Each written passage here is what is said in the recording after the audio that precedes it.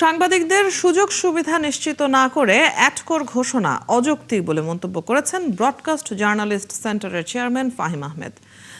আরএফইডির অভিষেক ও বিদায়ী কমিটির সংবর্ধনা অনুষ্ঠানে তিনি একথা বলেন।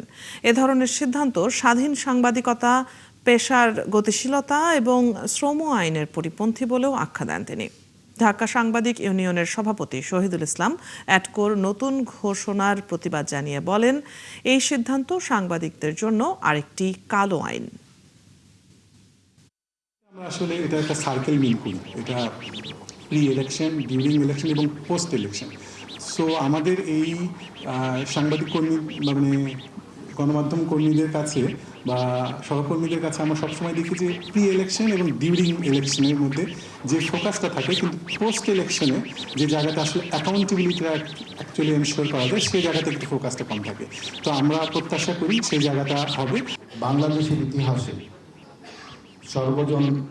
সর্বদল অংশগ্রহণমূলক সার্বজনীনভাবে যে একটা গ্রহণযোগ্য এবং উৎসবমুখর নির্বাচন ব্যবস্থা হয়েছিল ত্রয়োদশ জাতীয় সংসদ নির্বাচন।